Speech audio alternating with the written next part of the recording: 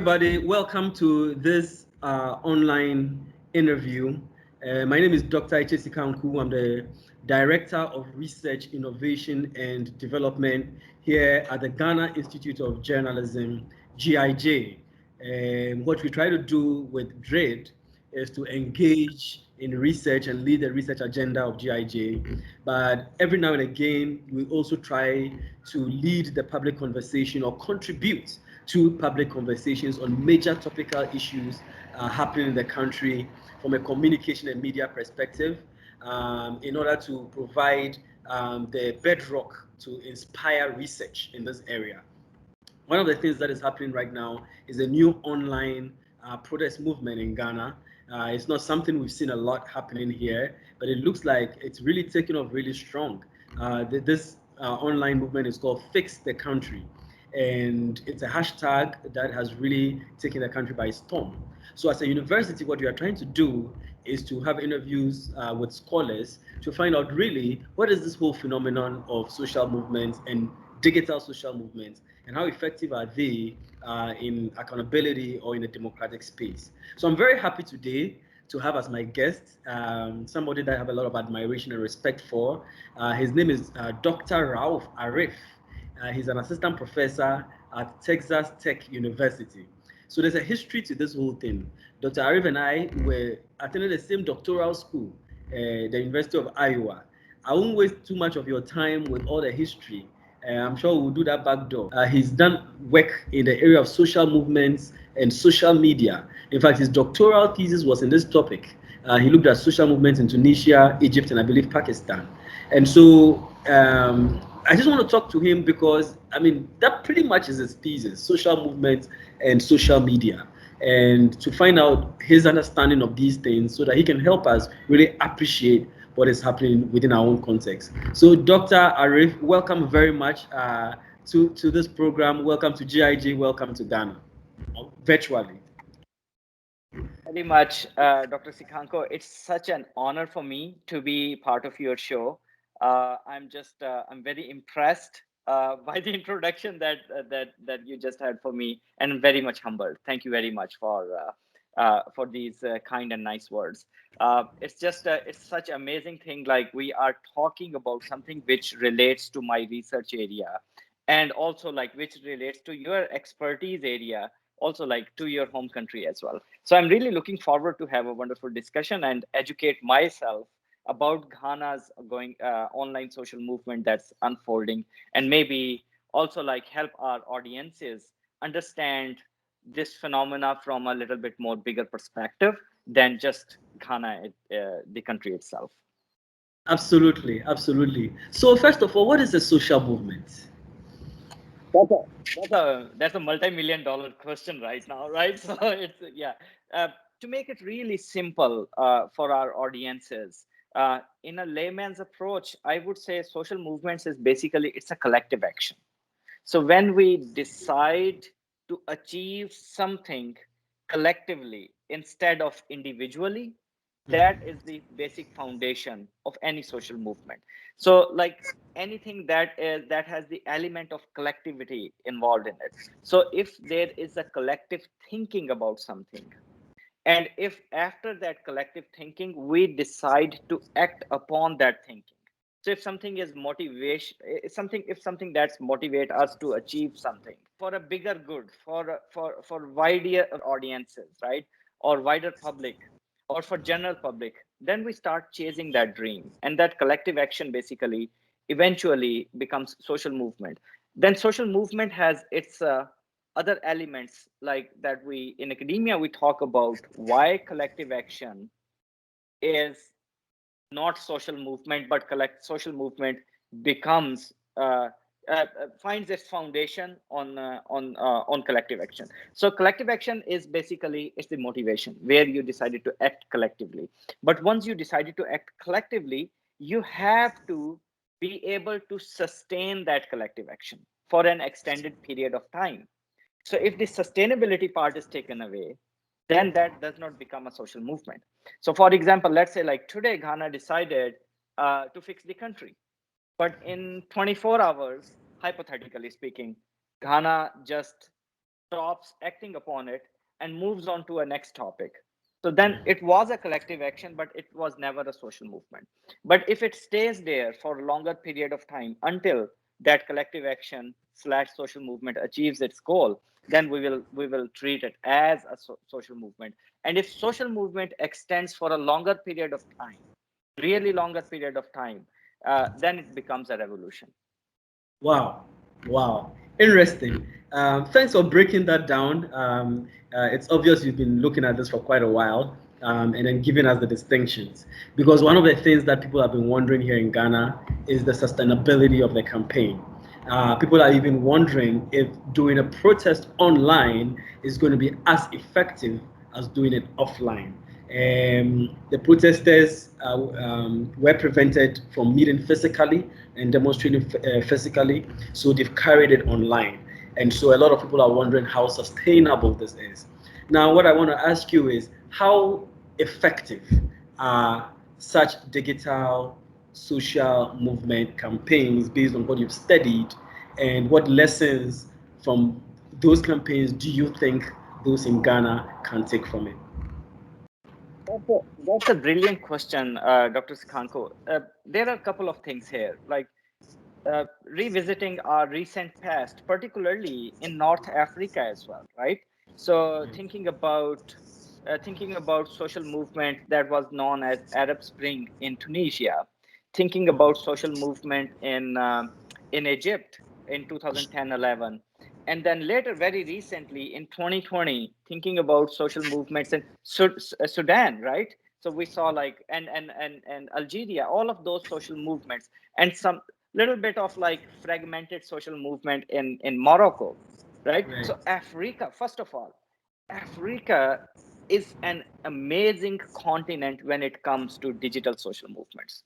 We have to think about Africa, which is giving the world a wake up call. Hey guys, wake up. If you are talking about digital, if you're talking about technologies, and if you are talking about political use of technologies, learn from us. And that's what many people, Western scholars, miss the point.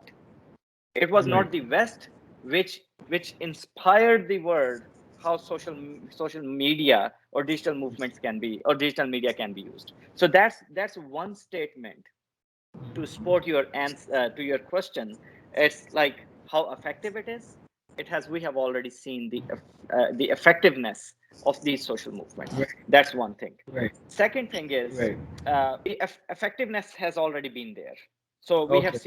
we have seen success of social movements in Egypt. We have seen success of such social movements that unfolded on digital media platforms in Tunisia, and now we are witnessing in several other countries and in Pakistan as well, right?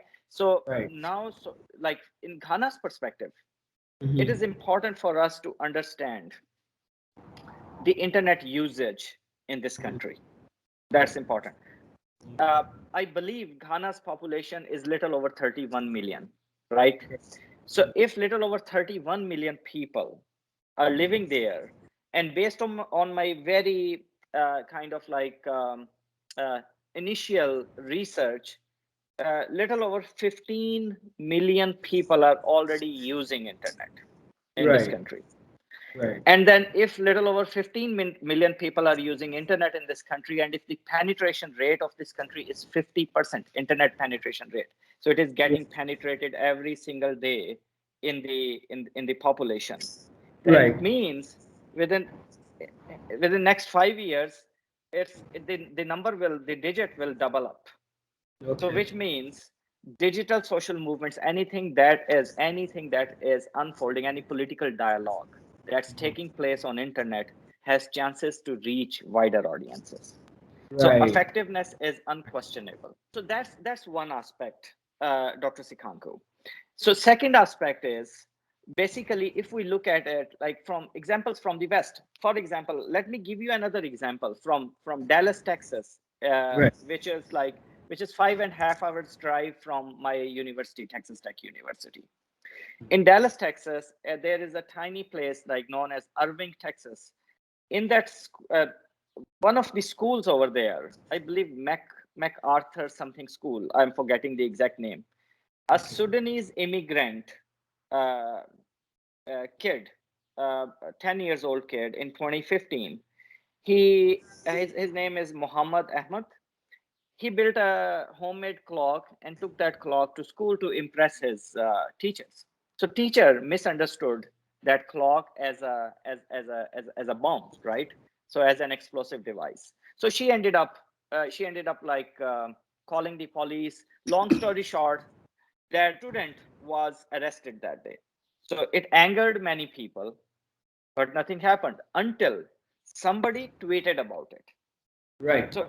So the hashtag became I stand with Ahmad. Right. And that hashtag became so popular that in 24 hours, little over million people joined that hashtag. And it became a digital social movement. It was so strong that President Obama had to intervene. President Obama had to actually invite Ahmad to White House. It was so strong that Google had to invite Ahmad to to his headquarters and stuff. So it became so big that eventually school had to refrain from what they were doing, and like it was pretty embarrassing for that school. But the point is, in 24 hours it was such effective social movement. So effectiveness is there, Dr. Sikanko. And I'm sure, like in your country's case, looking at the initial data that I was compiling before our program here, I was very impressed. I see all the metrics, all the elements are already there for Right. your country to witness a bigger political change. Mm. And this political change may or may not be a political change of a political party, but the social fabric of this country is going to definitely change based on the digital social movements that it has started to witness. Very great answers. I'm very happy you are able to tie it in within the Ghana context for our audience. So I'm very happy about that. I know I have to go to another meeting, but let me do this quickly. And so let me use this opportunity to tell the audience that Dr. Arif is the author of a seminal book on social movement and social media. I have the title here. The title is Movement for Change. Movements for Change. How individuals, social media, and Al Jazeera are changing. Oh, there you go. Are changing Pakistan, Egypt, and Tunisia. So I don't even have to read it from here. He has it right on the screen. Awesome, beautiful book, very scholarly work done. So thank you for showing that on the screen for everybody to see. I appreciate that. So in this book, you talk about flash movements.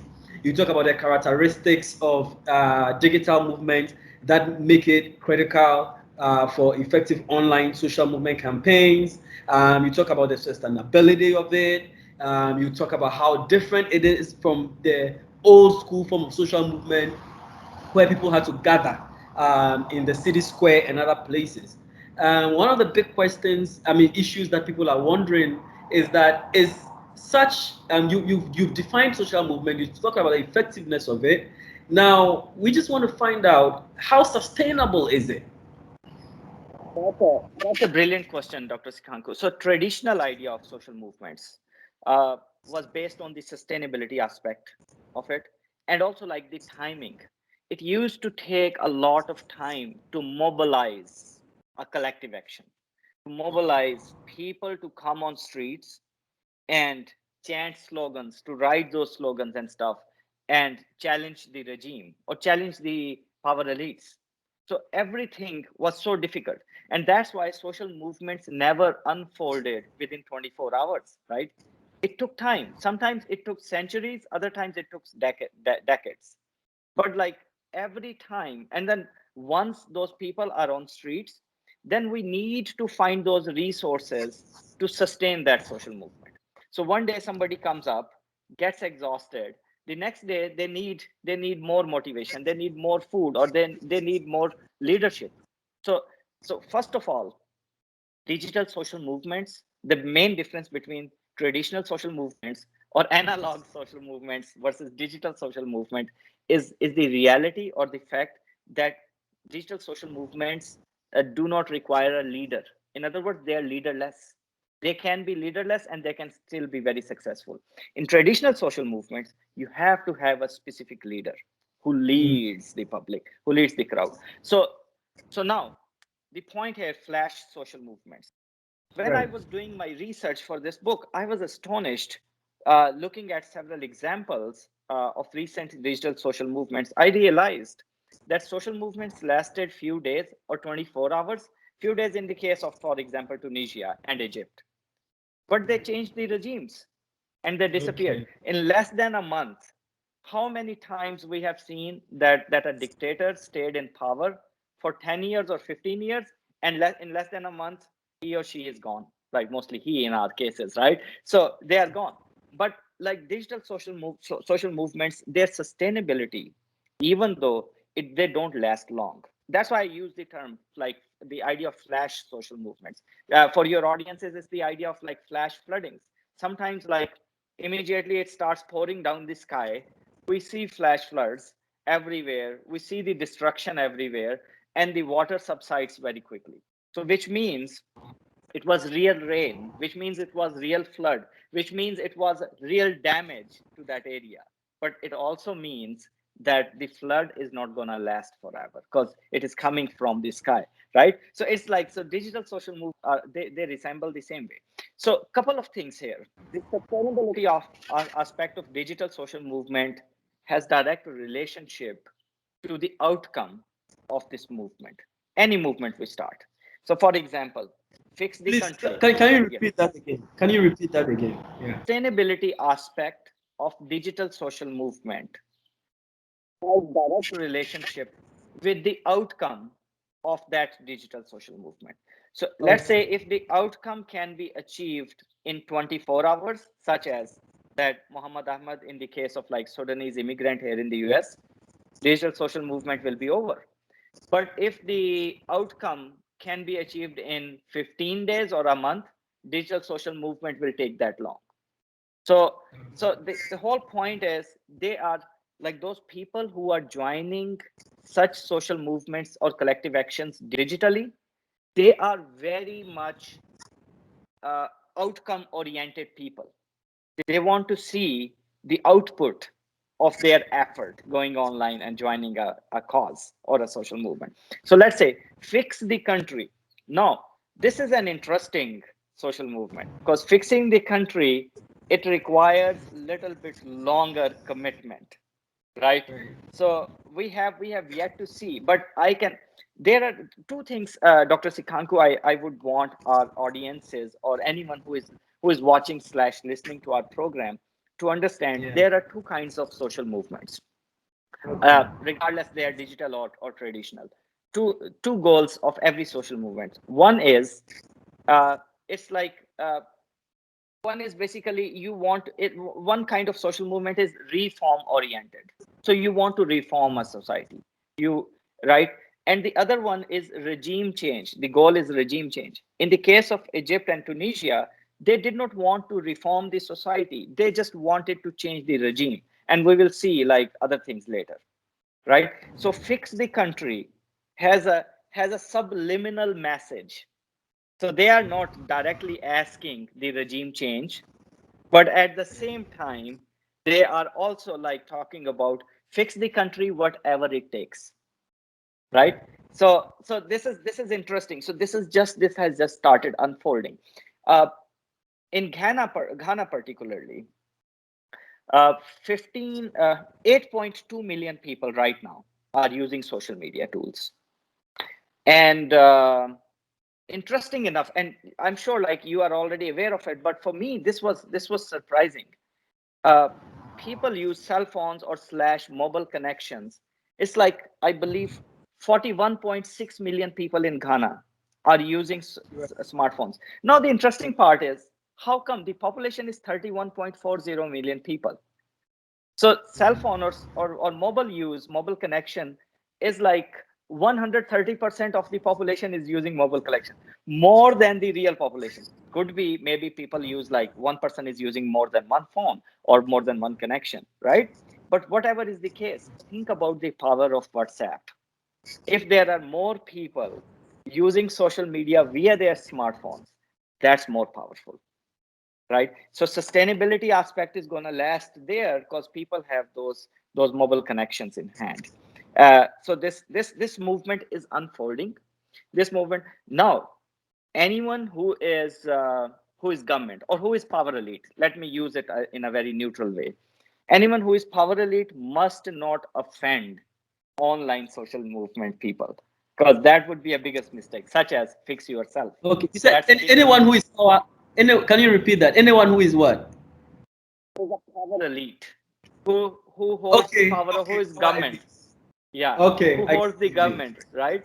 They should avoid offending online social movement people, because one answer to the sustainability question is like people, like in order to sustain a social movement, people online, I have seen through my research, they use their anger as a resource to continue. So anger is a motivation.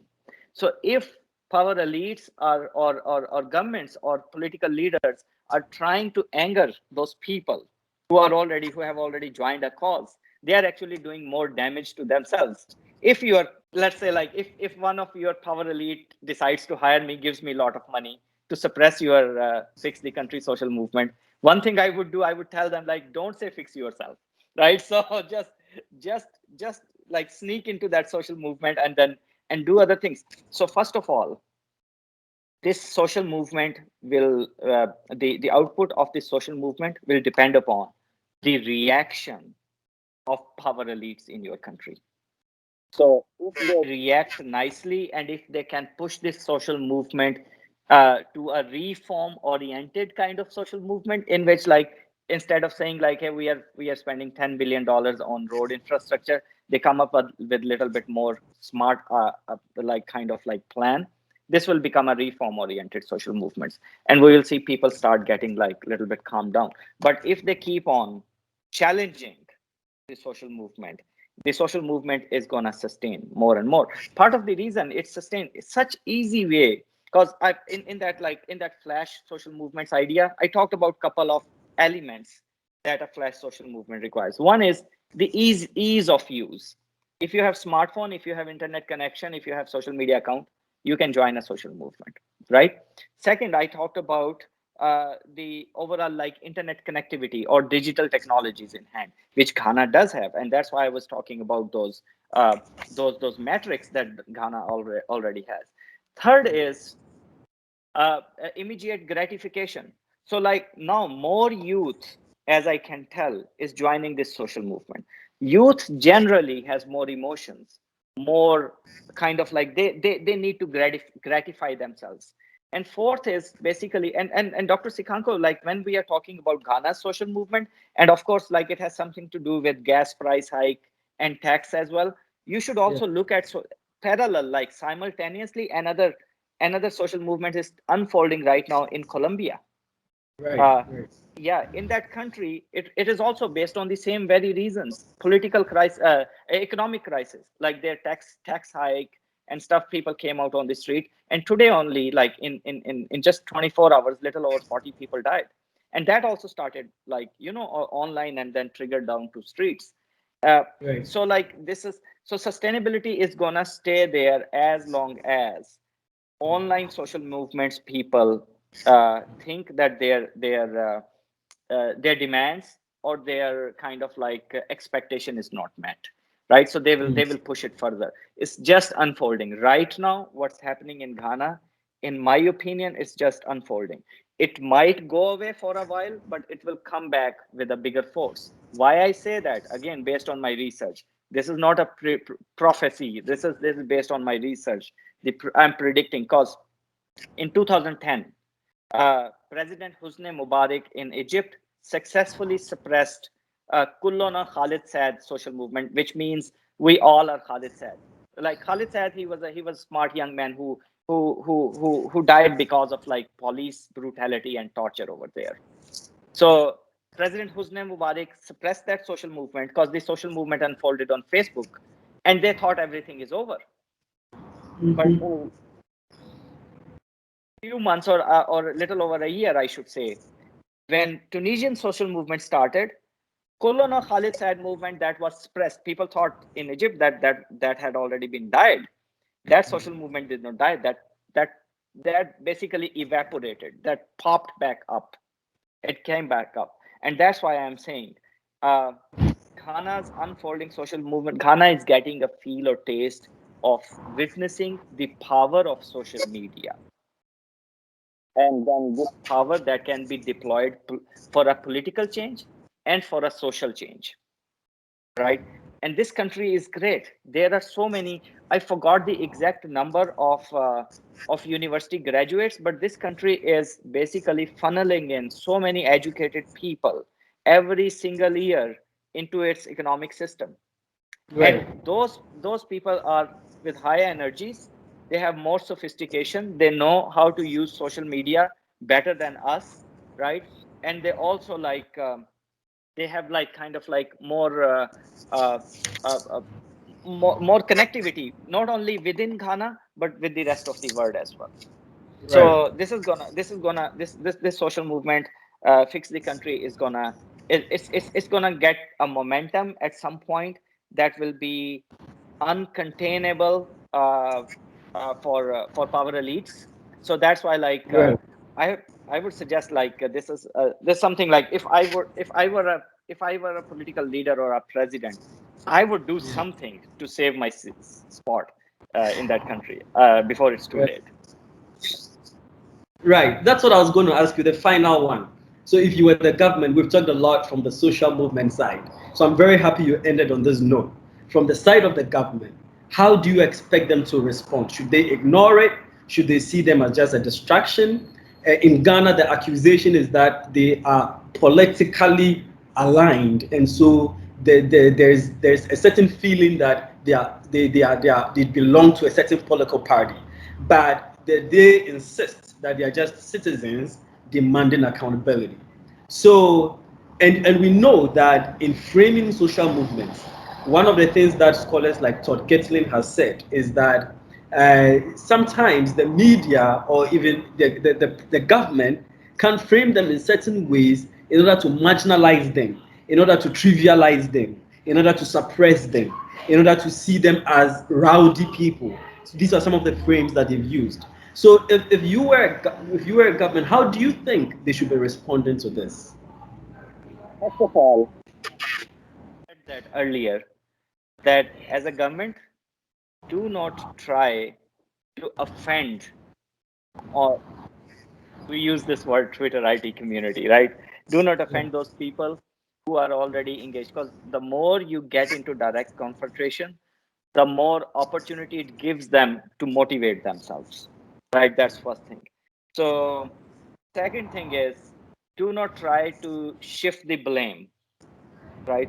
Rather take responsibility and move forward with this, like such as some politician in Ghana said, like, fix yourself, right? So that was this most stupidest thing to say, right?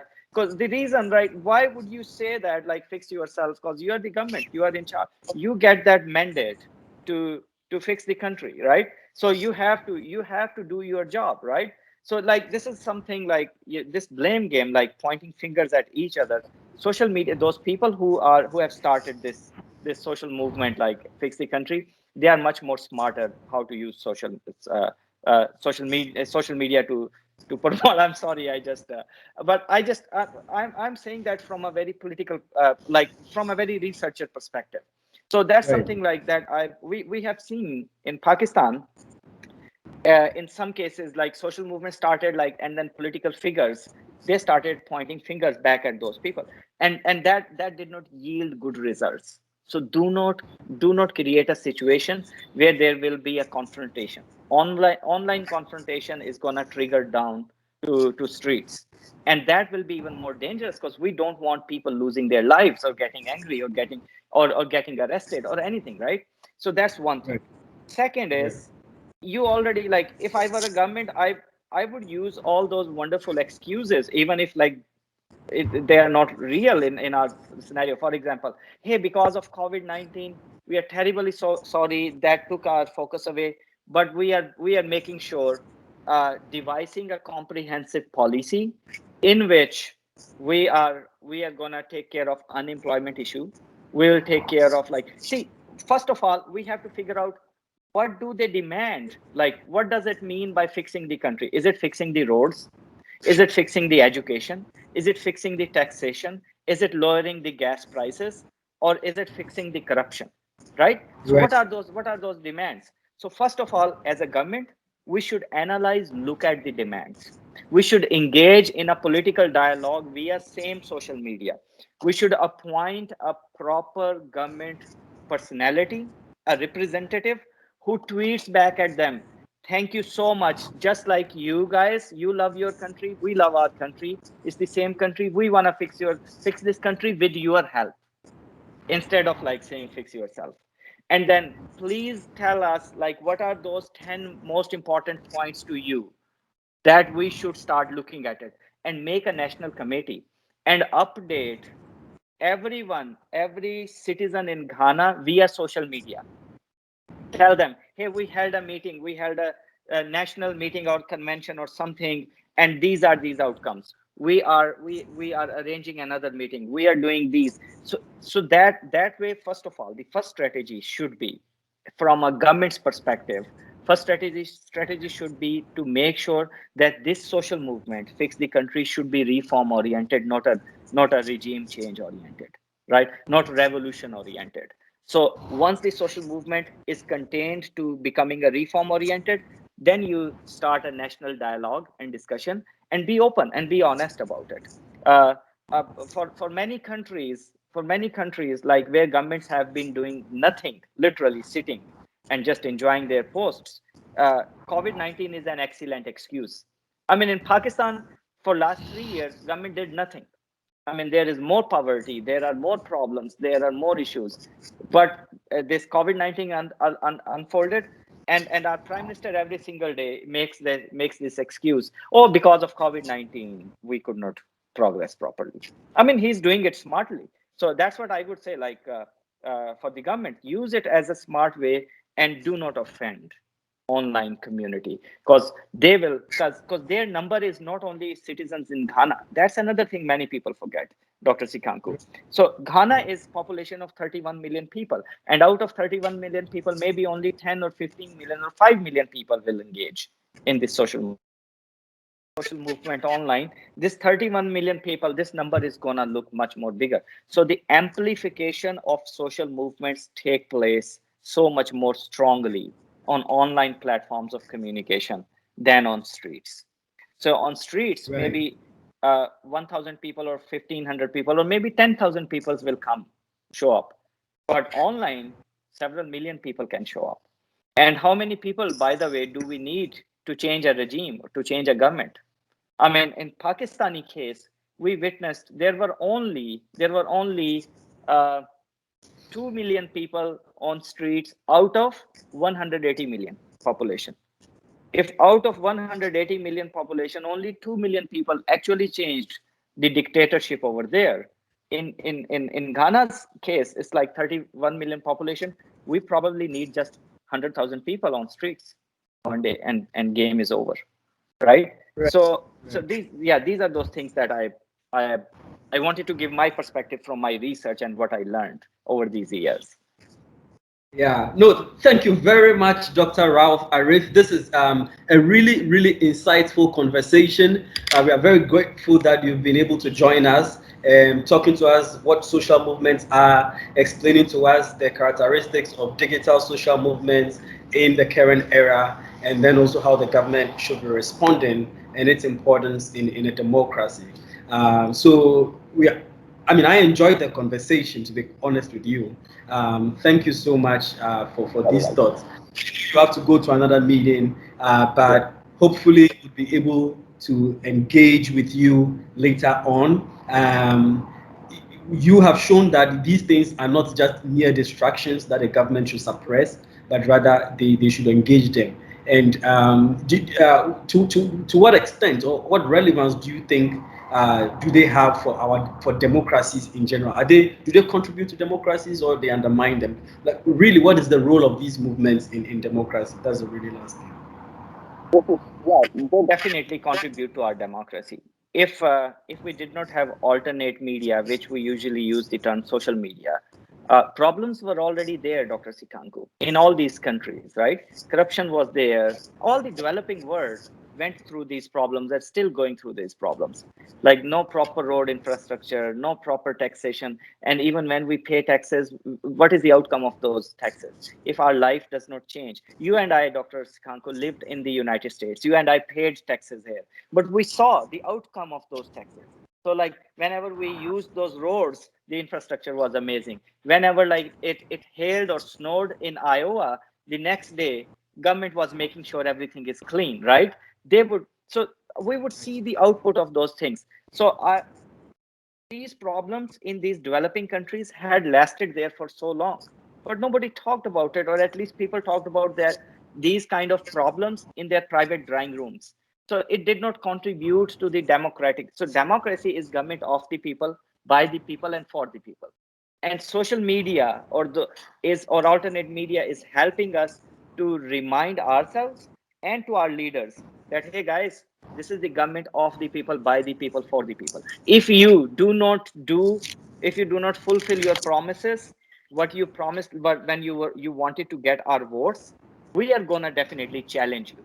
So social media, internet, and digital modes of communication are a wonderful thing for societies like Pakistan, like Ghana, like Egypt, like Tunisia, where we can challenge our our governments and our power elites, and then we can push them, or we can pressurize them to fulfill their political promises they made, right? So it's going to help, it's going to help our democracy down the road. There will be few bumps, there will be ups and downs, but whatever happens, like uh, one thing, like Sidney Taru, one of the political scholars about social movements, he said, like, and this is a wonderful thing, he said, like, uh, once a political inertia or political stagnation is challenged, once the ripples are created in that stagnant water, right, it never goes back to the same as it used to be. So either uh, power elite will put more pressure, will stress uh, freedom of expression more to their, for their citizens, or they will have to give way to the citizens to express more. And like, so there will always be a change, there will always be an outcome. And so like, so the inertia has already been challenged in Ghana. Ripples have already been created in the stagnant waters of Ghana. It's never gonna be the same, Dr. Sikanko. It will either go in one direction, depending upon how smart the the the establishment is, how smart the political hierarchy is, or it will go the other direction. But we will see changes. Coming back to your question, this is definitely, it has like these digital social movements or these kind of political activisms via online media platforms of communication, they have direct relationship to to the to the overall health of democracies in societies uh, which are still not developed worlds, which are still going through their struggles. Right. That's my take on it. Right. No, absolutely. And it gives them an alternative voice to be able to make their voices heard and also contribute to the democracy. Ralph, I cannot thank you enough. Thank you very much. We've been listening to Professor Rauf Arif from Texas Tech University. He's the author of the book, very relevant to this discussion, Movement. If you can show us the book again, Movement for Right. Change, How Individuals, Social Media, and Al Jazeera Are Changing Pakistan, Egypt, and Tunisia. Thank you very much. I think it's okay now. He's a scholar of social movements and social media, and he's joined us here at the Ghana Institute of Journalism for this online conversation. The Directorate of Research, Innovation and Development at GIJ is leading a series of webinars on topical national issues from a scholarly perspective. And today, Dr. Rauf Arif has joined us all the way from Texas in the US to give us a broader perspective. On behalf of everybody, I want to say a very big thank you for your time and for your very insightful contributions. We know you are traveling to Pakistan tomorrow, so safe flight as well. and thanks for making the time. Thank you very much, Dr. Kango. It had been a pleasure. Thank you. Okay, catch you later then. Bye for now. I also want to